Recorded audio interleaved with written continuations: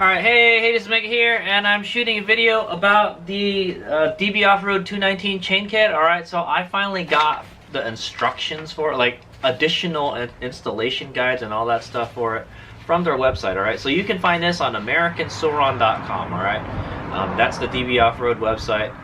And when I installed this, the link didn't work. Okay, so there's supposed to be like an install video too, I think, but I haven't seen it. All right, but if you want to know how to install this thing, I have a video about that when I first install it. All right, so if you want to learn how to install the DB Offroad 219 chain kit, I will put a link to that at the end of this video. Okay, I'm also gonna do some update vlogs, a series of update vlogs, because I've been having some problems with the chain getting loose all the time on this guy. But anyway, yeah. So I'm having problems with the chain, so I went to the website and I got this. All right, so we'll go take a look at it. So what this is some information about the primary drive chain kits. All right, they have a 420 chain kit and a 219 chain kit. The 420 chain kits come with there's an O-ring chain and there's a non-O-ring chain. All right, and they go over. So this guide goes over all the what should I call it? It goes over all the pros and cons of each kit. Okay, so we'll go take a look at this up close in a second. All right, and then. So yeah, I always wanted to know how tight should the chain be. Okay, so I found out by reading this it should be 7 millimeters. Okay, so it's actually for this chain. Okay, so it's actually quite a bit more slack than I thought there would be. Okay, because the belt pretty much has like almost no slack. It's like 2 millimeters, 3 millimeters of play. That's it, you know. But the chain doesn't have to be that tight. All right. But how are we supposed to know that if you guys don't tell us? Okay, that's what I'm saying. All right, how am I supposed to know? Because you don't have a spec for it. All right, everything has okay, the Soron, the belt doesn't have a spec on it, man. You just tighten it until it feels tight. You know, they don't give you a specification. So everything should have a specification on it. All right, even the whatchamacallit, the secondary drive chain, it has a specification. 10 to 15 millimeters is how much chain slack there should be. Okay, so there should be a specification for the chain slack on the primary drive system. Okay, so anyway, we're gonna go over this real quick, and then I'm gonna go show you how I'm gonna tighten that chain. Okay, all right, here we go. Alright, so I'm just going to go and summarize this guide right here. This is just a buyer's guide for the different chain kits, okay? This isn't really specific to the 219 chain kit. The specific kit that I'm shooting this video on is a 219 chain kit conversion, okay? So this goes over the differences, the pros and cons between each one, alright? So first, it tells you here, you guys can pause it too if you want to read it in more detail, or I will also give you the link from the website to where you can find this if you guys want to download it, and it's a PDF file is what it is, and I printed it out. So basically it says, why would you want to upgrade to a chain? Well, I already tell you it's stronger than the belt. All right, if you ride in off-road conditions, like in muddy, sandy, or rocky conditions, the belt may break. All right, if you ride your bike very aggressively and off-road, the chain is better. All right, because belts break. All right, they're not as durable as the chain. All right, but they are more noisy. All right, and yeah, it talks about getting stuck in the woods with the broken belt. I will tell you this from experience. I had one of my Gates Power Grip GT4 belts. The belt was perfectly fine, and then I looked at it, and there was a little rock that got stuck between the pulley and the belt. All right, so that's one of the downsides to the belt, is like if any kind of dirt or rock or debris gets between the belt and the pulley, you're going to it could damage the belt or the pulleys. All right, and in my case, that's what happened. A little teeny tiny little pebble, little grain of sand or something got between the pulley and the belt, and it cut the belt a little bit. All right, enough where, like, yeah, I probably shouldn't use this anymore. It's the rest of the belt still look great, but yeah. Okay, so it's talking about at Dirty Bike, they have 3 different kits. All right, they have the 420 standard chain kit, they have a 420 X-ring chain kit, and a 219H chain kit. All right, the one I have is a 219H chain kit. All right, and they're gonna talk about why you know, why you would buy each one. All right, so there's two sizes, the 420 and a 219 chain kit, and it goes over the differences. Obviously the differences is the size of the chain. All right, so the 420 is has larger links, and the 219 has smaller links. Okay, so it's saying here that the 420 chain has larger links, and it's much stronger. It's very strong. All right, and it has a master link that you can take it out, so it's easier to install and uninstall. Okay, because you have a master link that you can take the chain apart. I don't know why they can't get a master link for a 219 chain. Is there such a thing? I don't know. So the 219 chain kit has smaller links. Okay, and it says it runs cooler and quieter. I don't know, man. I would have to compare both of them. All right, I would have to actually do a scientific test, do one lap with the 219 chain kit and do one lap with 428 for the 420 kit, and then take a temperature between them. But I'll tell you this: the 219 chain kit still gets pretty hot. All right, but it says it runs cooler, so I guess that's a good thing. Less friction, right? And it says they also have the X-ring style. That's the O-ring chain, so it is more durable and it lasts longer. All right, it lasts significantly longer. All right, but it also goes over the downsides. Well, the downside to having an O-ring chain is it robs power. Okay, so you've got O-rings and grease in there, and that, you know, it keeps things from moving smoothly. All right, it puts a drag on your drivetrain. Okay, so it's going to rob some of your power. That's the downside to having the O-ring, but it is more durable and less maintenance. All right. So yeah, and it talks about the master link in this paragraph here. You don't have to take the swing arm to replace the master link, or the front sprocket, I guess. But to replace the rear sprocket, you would definitely need to take the swing arm apart. Okay. So this goes over to kits right here. In this section, they go over to different kits. I know they go over to different kits again. All right. So this is a kind of more, it's kind of more in a nutshell type thing. All right. So they have the 420 standard chain. All right. That's just a regular chain. It's the least expensive, and it does a great job, but it's the loudest of the 3. Okay. So that's the drawbacks right there. All right. And it requires frequent adjustment and lubrication. All right. And it includes a connecting link. All right. So that makes it easy to replace. All right. You could carry a spare one with you on the trail, and then you could put, if you do manage to break the chain somehow, you could just slap another chain in there with the master link. Okay. And then then you have the O-ring, the X-ring chain. Okay. It's great for sandy or muddy conditions. It's quieter than the standard chain, and it requires less lubing, and it lasts longer, but it robs power. So like I mentioned, all right, it robs power. Then you have the 219 chain kit. That's the one that Hades Omega has. It's quieter and it's lighter than the 420 kits, but it does require more lubing more often. Okay, I pretty much lube it every time I have a race. Okay, I should probably lube it more. I'm not sure, but and it's a 219 endless chain. All right, so that means there's no master link. That means you have to take apart the whole swing arm whenever you want to replace the chain or whatever. And if you have to replace anything, you got to take it apart again. Okay, it's a lot like the belt. All right, so you don't have the convenience of having a master link, unfortunately. I don't know why. Maybe they don't have master links for 219 chains. I guess I don't know. Maybe you can use a chain rivet. There's nowhere to put a chain riveter in there anyway. So Okay, it also benefits are it runs cooler and it has greater durability and reliability resistance to stretching. Which I do not believe that because mine is stretching like freaking crazy. All right. Okay, and then I know it's like they go from like they're going for more detailed to less detailed to even less detailed. Now that they got a little table here, okay? So let's take a look at the table. So the 420 standard chain, it's not sealed. It does have a master link. It's the most noisy, but it's the most durable. It's one of the most durable. That's interesting.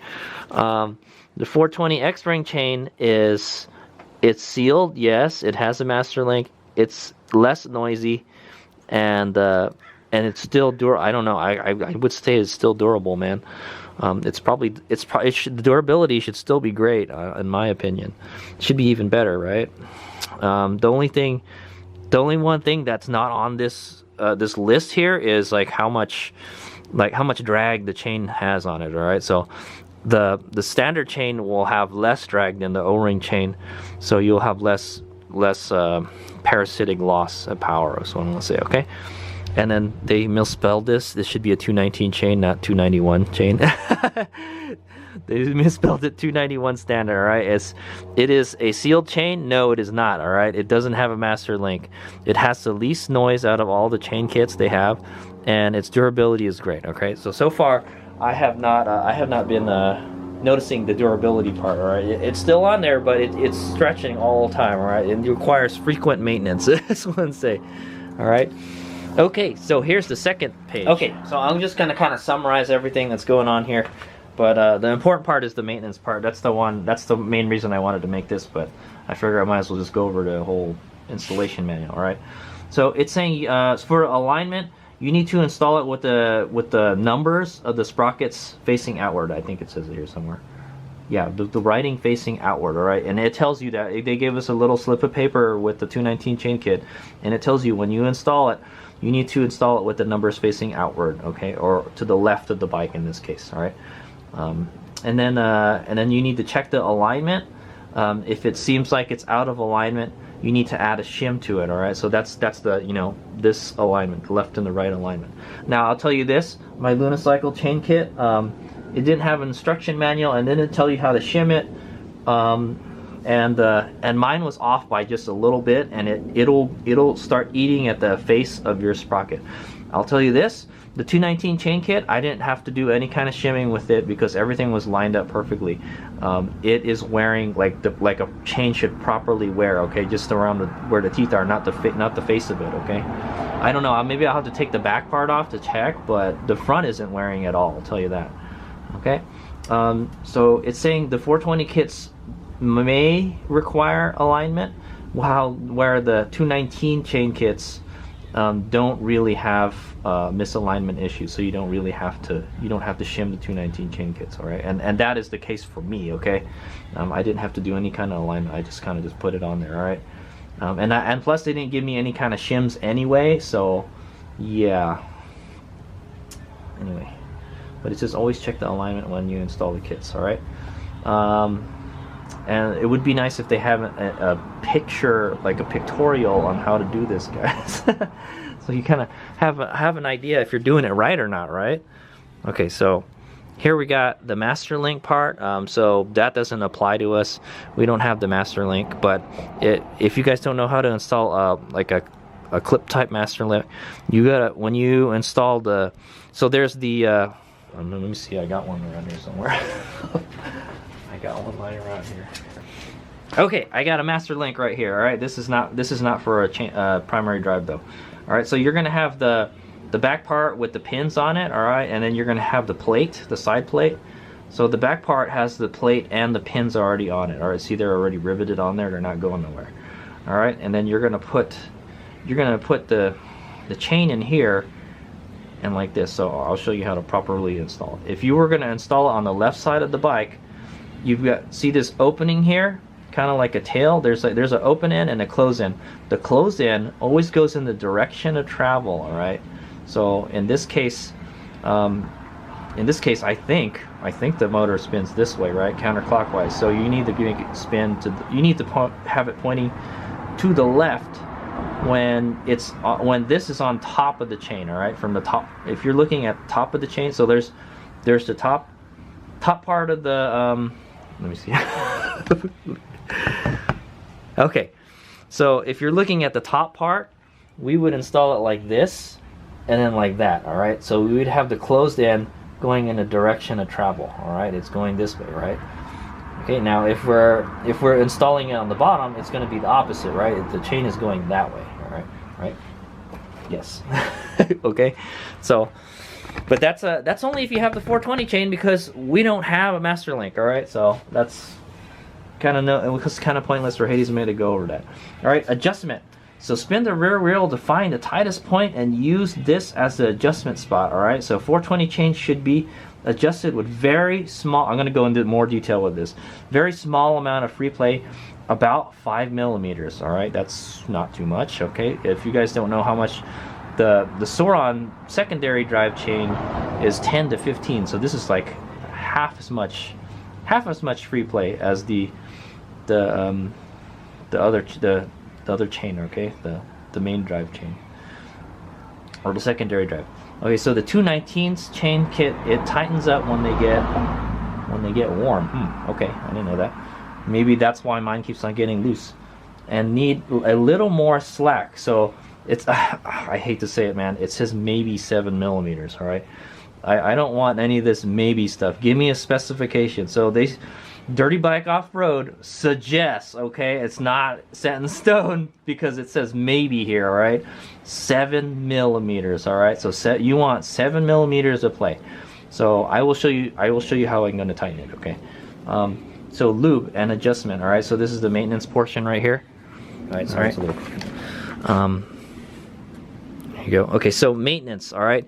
It says lube and adjustment. So if your chain drive system starts making more noise than usual, it is trying to tell you something. Lube the chain and check the adjustment before every ride. So it needs a lot more maintenance than a belt, okay? I'll tell you that, man. The belt, no lubrication. That's what was nice about that guy. All right, lube the chain from the insides while spinning the rear wheel.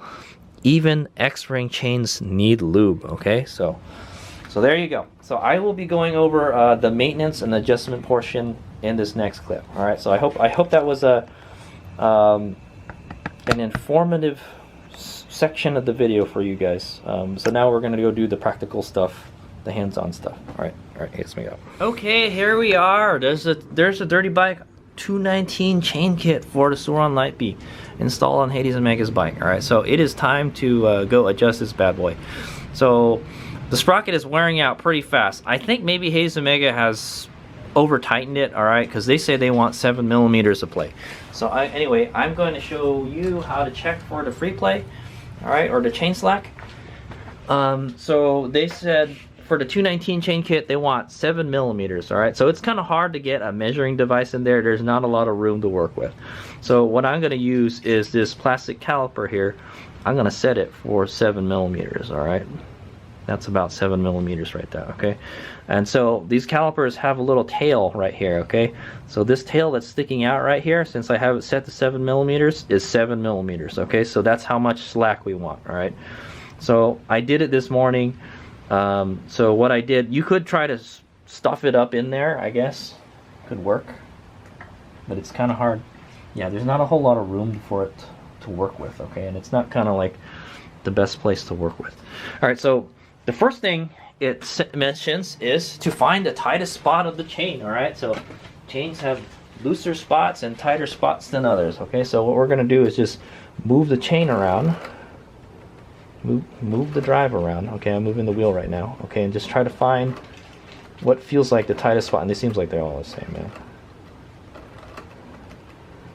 Yeah, seriously, this feels the same. I don't really know. Okay, this feels a little tighter. Okay, how about we go with that, all right? Okay, so we're gonna base our measurement off of this, all right? And Hades Omega is gonna measure it from like right here, okay? Ideally, the places that you ideally would want to check the slack are hidden behind the freaking frame, so it's nothing you can do about it, man. But what I find the best thing to do is just to line up, put your head down here, all right, and look, close one of your eyes and look at the chain, all right? And then so I've got, oh, I moved it, damn it. Hold on. Okay. Okay. Make sure you don't move it. Move the caliper. Alright, so I'm gonna align the edge, the top edge of the caliper to the top of the chain, alright? I don't know if you guys can see it too well, but that's what I'm doing, alright? That's where I'm looking. Alright. I'm looking right here, and I'm aligning the top edge of the chain, and I'm looking at the tail, okay? And then I'm gonna press up on the chain. Alright, and I'm gonna take that measurement from the, actually the chain is fine. Yeah, the chain is fine. Yeah, okay. Yeah, so it's exactly 7 millimeters actually. Maybe a little bit more. Alright, so maybe I'm not gonna adjust it. Okay. But anyway, that's how you check it, alright? I was gonna adjust it, but I guess I'm not, alright? Yeah, let me take the camera off the tripod and I'll see if I can get it all. I don't know how I'm gonna do this without a tripod. Okay, I'm just gonna show you the alignment that I used. Alright, so I got my bike sitting on the stand here. It probably helps if you have it on a stand so it's nice and level. Alright, and then we're looking at the caliper, okay? And then I'm gonna move the caliper up until we get to the top edge of the chain, alright? And there you go, okay? And then, sorry guys, I can't do it because I'm holding it, but what you're gonna do is press up on the chain, and then if the top part of the chain goes past that tail sticking out, then you got more than 7 millimeters of free play, and you should probably tighten it, okay? So I am pretty close to 7 or 8 millimeters. I think I'm not gonna touch it, okay? But I'm definitely gonna bring some tools. I'll definitely bring this caliper with me to the racetrack this weekend if it does stretch. I will check it like at the end of the day, you know, type of thing. I can't do that while it's in the daytime where we're racing and all that. But, okay, so yeah, there you go. That's how you check it, all right? How you check the adjustment. And then you would, if you need to tighten it, you would tighten it just like you tighten the belt, okay? I'll just tell you how to do it, all right? You would take your 6 millimeter, okay? You would loosen this bolt, okay? And the corresponding bolts on the other side, okay? You would loosen this one right here, and this one right here, okay? And then I would snug it like really softly, all right? So there's not a whole lot of slack in it, all right? And then what you're gonna wanna do is, see this little tail here? You're gonna press up on this, all right? And then you can get a pry bar, all right? This is what I'll show you the pry. I use this itty bitty little pry bar here, okay? And then I get this, and I put the pry bar here where the cover mounts, okay? That's where this guy mounts. The cover mounts right here on that bolt, on that threaded thing sticking out there. I'm gonna put the pry bar here, and then pry up here, okay? And then that will push this little adjuster lever up, okay? And it's like a little ratcheting mechanism, right? And then just try to get it how you want it. It's kind of hard. Like I'm pretty sure if I adjusted it tighter, it would just be too tight, okay? And then if I went loose, and then you try to loosen it again, you have to start over again. So you just got to play with it until you get the chain slack that you want. But they're saying 7 millimeters is what you want, and that we just checked, and that's about 7 millimeters. So I guess that's okay. All right, and I race with it like that, so I guess it's okay. The other side doesn't have as much slack. Yeah, it doesn't seem like it. It's very hard to check it, guys, because you got so much stuff in the way. The ideal place to probably check it is probably where that lever is, okay? Probably like right around here, but it's kind of hard to do, okay? But yeah, just use that method I showed you with the caliper. All right, just align this guy up to the chain, and then press up on that chain. And if it goes past the tail, then you need to adjust it tighter, okay? And or if it's much less than that. Okay, if it's much less than 7 millimeters, maybe let's say it's like half of it, then you probably want to loosen the chain, okay? And then when you're done, you would do is tighten these to about 11 foot-pounds, okay, or 15 newton meters. All right, I do. It's either it's 11 foot-pounds or 15 newton meters.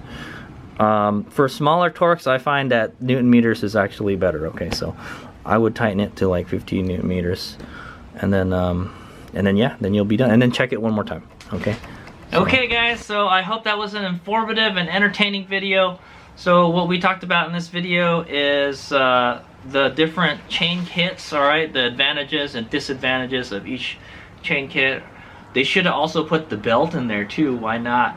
I would say the belt is the least maintenance, alright? It is the least durable. It does not have a master link. You've gotta take the bike apart, you gotta take the swing arm apart to replace it, alright? And it is the least noisiest. Okay, so yeah, they should have added the belt in there. Why not? The belt is what came with the bike. And so I'll tell you this, so far from my experience, this bike was engineered to have a belt for the primary drive. So I mean, I feel that's the way they designed it, and it works best with that. Okay, so I'm still in the kind of testing phase of this 219 chain kit, and my experience thus far is that it just keeps on stretching on me, okay? But now I found out what the actual, how tight the chain should be. It should be 7mm, no more than, around 7mm, okay? It should be around, it says maybe 7mm, so it's like, okay. So I guess that should be fine.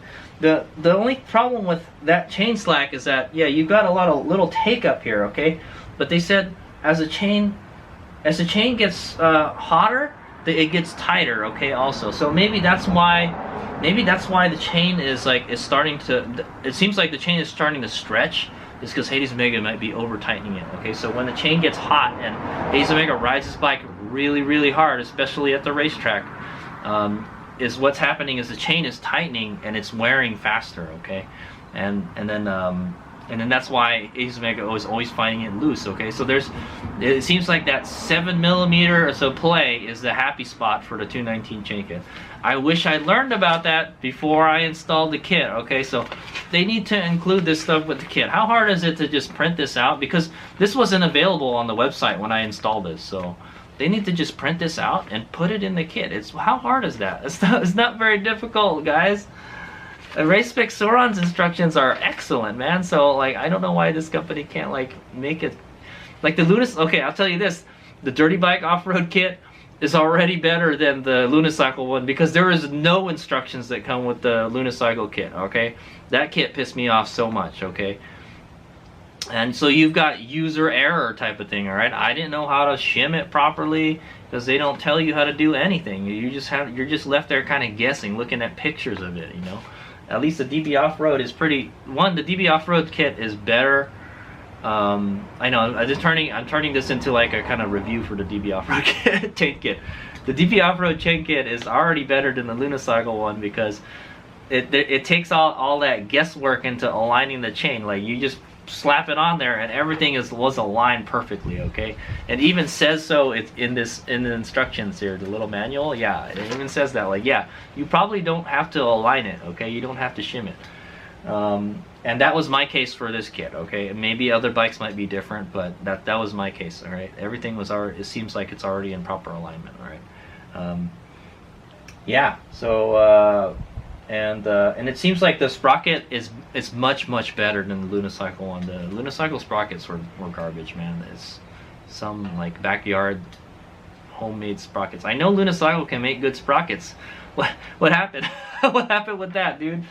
Yeah, these are actually legit sprockets, but I still feel that the sprocket hardness, how hard the metal is, I think it's got to be harder, okay? It seems like it's wearing out too fast, but I will have a update vlog on how this guy's doing. All right, the chain kit. Every time I check it after every race or every event or every time I do a lot of riding with the bike, and I always find it loose. It always gets loose. I tighten it and it gets loose again, and I tighten it and it gets loose again. All right, and I also don't forget to lube it. All right. That's one of the downfalls, or one of the bad things about having the chain kit is it's more maintenance. All right, the belt doesn't require much maintenance at all. Okay, you just check it to make sure it's not too loose, basically. All right, but the belts like to be pretty tight. All right, they shouldn't be super tight. They should deflect a little bit, but the chains want to be looser. Okay, is what I'm gonna say. And I honestly, I do notice that if you get on the throttle with and you look at the chain, with the tire in the air, you can see it. The chain starts to get tighter. Okay, the chain gets tighter when you ding it. All right, so okay. All right, so I hope that was informative. We went over the pros and cons of each different kit, and I kind of went over the belt too. All right, I am still kind of a fan of the belt. All right, I do not like this constant adjustment and lubing of the chain, but it seems like it requires much more maintenance than the other chain. So say okay, and then we went over the installation. And the main part of the video was the adjustment and the maintenance of the 219 chain kit, okay? All right, thanks for watching.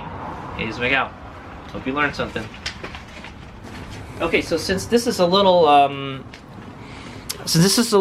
maintenance video also about the 219 chain kit, I'm going to show you how I lube the chain kit. Right? It's not very hard. I use this stuff, all right? I use DuPont Chain Saver. This is the chain lube that I use on the secondary drive chain also, okay? This is my go-to chain lube, all right? It's not very expensive, and it's still good, okay? And it kind of works. It works for like if you ride in the dirt or if you ride on the pavement, all right? And you can find this at Walmart, all right? Walmart sells these, okay? You might be able to get it somewhere else, but all right. So what I do is, like they mentioned in the instructions, is you need to lube the inside of the chain, all right? So when you shoot lube on the inside of the chain, it flings out, all right? So that's why that's exactly why you want to put it on the inside instead of the outside. Because if you just spray it on the outside, it's just gonna fling it off the chain, and then it won't be on the chain anymore, right? So you gotta spray on the inside, just like a motorcycle chain, all right? You're supposed to spray it from the inside, and then it flings off, and it goes towards the outside, all right? And it gets in the chain, all right? Also, you probably want to do this when the chain is warm, okay? After a ride is probably like the best time to do it, because the chain will be hot and the lube will get in there. You know, it'll get into the chain more better. All right. You can already see this one is starting to kind of rust and stuff too. Yeah, not happy with that. Okay, so what I'm gonna do is turn my bike on, and those of you that have oh yeah, well my bike is on a stand, so it doesn't really matter. On some bikes, on the newer bikes, all right, new bikes that haven't had the cutoff switch removed, it will not go anywhere if you have the kickstand down. But it doesn't matter, because you're supposed to be doing this on a stand anyway, okay? So, all right, so put your bike on a stand, all right, and then I just get the throttle and move the motor a little bit, all right, very slowly, as slow as you can get it to go, okay? And then what I'm going to do is spray from the inside part of the sprocket, okay? Okay, just a little bit more, a little bit more. There we go. Okay, that's as slow as it wants to go, I guess. Okay, and then I'm going to spray.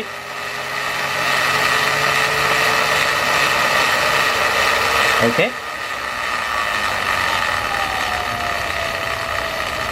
Oh, that's better. Okay, that's it. Takes like, I don't know, 20 seconds. All right, remember, you got to take this cover off too, and it requires the use of a 4mm Allen wrench. All right, but yeah, it's so just like every once in a while, you know, after I know really much after every ride, you need to take this off, all right, and lube it, all right, or at least check it out. But yeah, that should be good to go. Okay, and you should notice it get quieter too. Okay.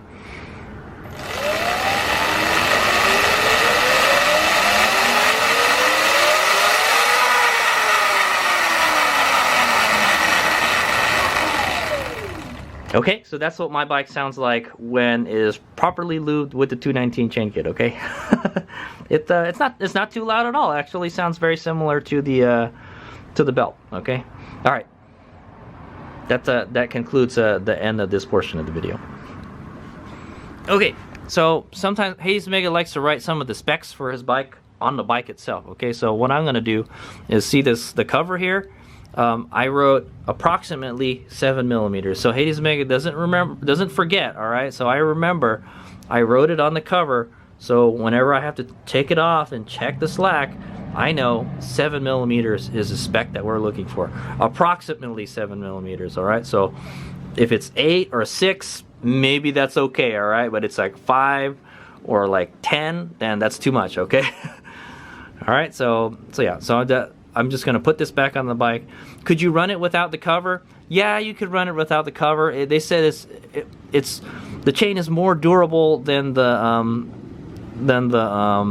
belt. You can probably run it without the cover.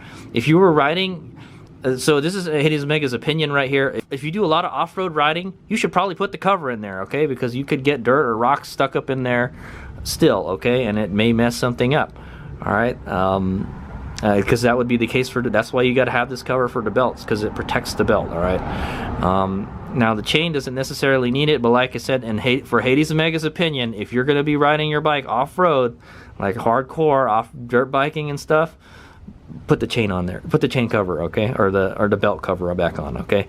If you're probably ride on the street more and you want it to look cooler and you want to see the chain spinning and everything, then yeah, you can run it like that, all right? So another reason that this is here is so somebody doesn't stick their finger in there while it's running and, you know, it get all mangled up, all right? So that's another reason they have the cover on there, so you don't hurt yourself if it's running or something, okay? But yeah, that would suck, wouldn't it? All right, so that's what I'm gonna do. I wrote the spec on the cover, and then when I put it back on there, and then when I check it, I know it's right. You know, that's the spec, 7 millimeters. Okay. All right. Here's we go.